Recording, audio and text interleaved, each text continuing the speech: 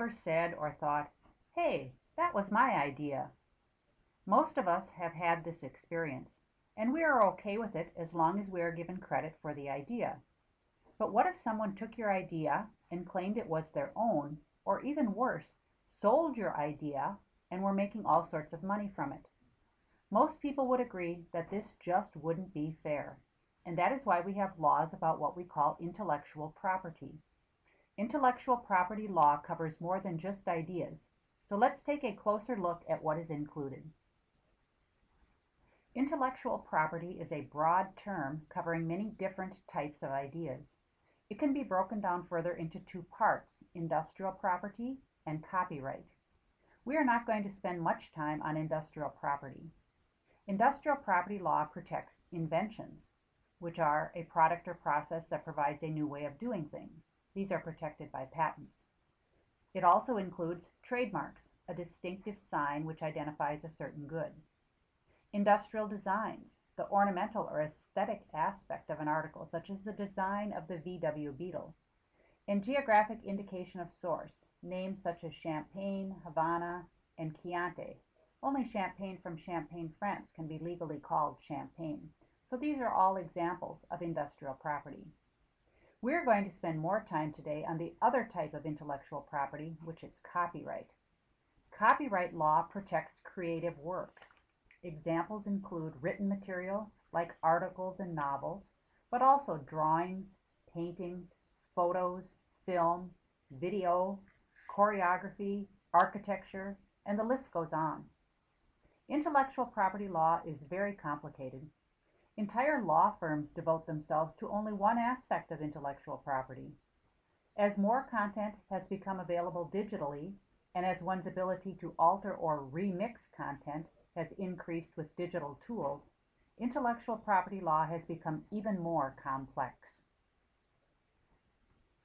In the past, when something was copyright protected, it needed to display the copyright symbol you see on the slide. But the rules have changed, and all creative work is now auto-protected. This means copyright automatically applies to every creative work. So when someone creates something, an image, photo, writing, video, music, etc., it is automatically protected by copyright. Your original works are automatically protected by copyright too. Copyright laws apply to everyone. As a student, you have more freedoms to use the work of others than do non-students under a provision called fair use. But you still need to be careful and to always give credit to your sources, or else this is plagiarism. Plagiarism occurs when you take the work of another and pass it off as your own, either intentionally or unintentionally. Most students are aware of the rules about plagiarism when it comes to writing papers, because their English teachers cover this in class when they teach about note-taking, citing sources, and creating a works cited or bibliography. Having had easy access to the internet all their lives, however, many students are not aware that plagiarism applies not just to writing, but to all creative works, images, audio tracks, videos, and other media creations as well. The remainder of this screencast will focus on media creations and how you can ensure that you do not plagiarize when you create a media project of your own as part of a school assignment, or also when not part of a school assignment. If you are creating a multimedia project for a school assignment and you want to include media created by someone else, you must follow the rules about crediting your media sources just like you credit written sources when you write a paper. As long as your project is only seen by your school community, the fair use provisions apply, and following the same rules for crediting your sources in written work will apply for crediting your sources in pictures, video, music, etc. that you use in multimedia work. If you are not doing a school assignment, or if you plan to share your school assignment publicly, separate from being a school assignment like on YouTube or any other public website, the general rules of copyright apply, and these rules are stricter. In these cases, if you want to use or integrate media created by others into your work, a more rigorous set of rules apply. You can only use the work of others under these conditions. The first condition under which you can legally include the work of others is when the work is in the public domain. If something is in the public domain, this means it is owned by the public. When something is in the public domain, that means anyone can use it any way they want. Typically, things enter the public domain two ways. The first way is by having been created by someone working for the government. Because the person creating it was paid with taxpayer money to create the item, it belongs to all of the people. Some examples of things in the public domain would be census data, graphs or charts created by a government source like the Labor Department or the United States Department of Agriculture, or information on the United States Postal Service website. A second way a work will enter the public domain is by being old.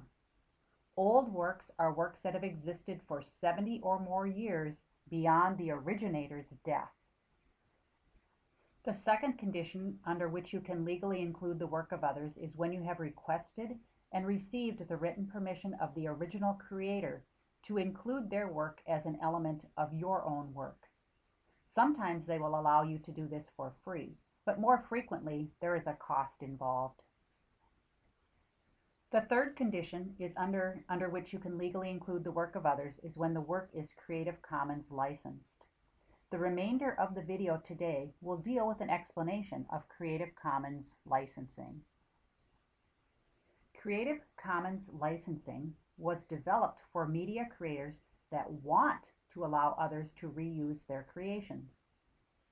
If you cannot locate any of the Creative Commons licensing symbols on a piece of media, you must assume that it is fully copyright protected because of the auto protection rule. But if a work has any of the 4 symbols you see on the slide, you are being given permission to reuse that media according to the rules set forth by the symbol. All Creative Commons licensed work includes the buy rule. The other 3 rules are optional if the creator wants to include them. So let's learn more. Notice that the video I have used within this screencast is Creative Commons licensed for attribution. This means that I am legally allowed to use this video, all or in part, in my screencast today, as long as I give credit to the originator, which I have done beneath the video. Wondered how to download and share digital content legally? How do you let people know that you want them to reuse your own work? Creative Commons licenses can help you do both. We'll show you how. Our world's exploded with digital opportunities. Now we can communicate, share, and work together using the exceptional distribution network that is the internet. Information and content can fly between us in exciting new ways. But it's important to know that when something is created, say a photo, a document, or a music track, it's automatically protected by copyright. Copyright enables people to say who can share and reuse their creations. You must always obtain someone's permission before sharing or reusing their work, even when it's posted online. But what if a creator wants everyone to use their work, without the hassle of granting permission over and over? This is where Creative Commons can help. Creative Commons provides licensing tools that are free to use. You can apply a license to your work, which refines your copyright and streamlines how you give permission. Zach here downloads a photo called CC Kiwi that he wants to use in his science project. He can do this without asking Kiri, the photographer, first, because she's already given permission with a Creative Commons license.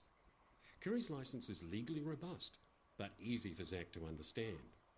She's told the world, including Zach, that they can use CC Kiwi as long as they acknowledge her as the original photographer. There are more rules Kiri could have included. Creative Commons licenses are made up of license elements. You can think of them as rules, and each have their own special symbol. This is attribution. It means that Zach must acknowledge Kiri when he publishes his science project containing her photo. This is non-commercial. It means no one else but Kiri is permitted to make money from CC Kiwi. Tim wants to print the photo onto t-shirts and distribute them to friends. He can do this, but he must not sell them. This is no derivatives. and it means that Kiri hasn't given permission to change her photo. Kate can use CC Kiwi on her design blog, but will need to ask Kiri before retouching or mixing up the image. And this is share alike. It means new creations that use CC Kiwi need to carry the same license. Jack incorporates his own remix of CC Kiwi in his video installation, but he must share the work under the same terms that Kiri has. Each Creative Commons license gives permission to share and includes the attribution rule. So people who find your Creative Commons licensed work are automatically allowed to share it, but are required to acknowledge you if they do. The other 3 license elements are optional, and you can choose which ones to add, if any. So how do you find Creative Commons licensed materials? YouTube, Flickr, Google Images, as well as many other sites have the capability to search for Creative Commons licensed materials, although each one functions a little differently. Fortunately, there is a great site that allows for searching many engines from the same interface. The link for this site is searchcreativecommons.org. So let's take a look at it. Let's say I am looking to find an image of a Yorkshire Terrier. I enter Yorkshire Terrier into the search box. If I want to sell the production I am making, I must be sure to check the first box that will eliminate all the non-commercial results. If I want to modify the image, I want to check the second box, which will eliminate all the no derivatives results. I am not interested in modifying or selling, so I'm going to leave these blank. I want to search for this image of a Yorkshire Terrier within Google Images. So I'm going to click on here and highlight Google Images.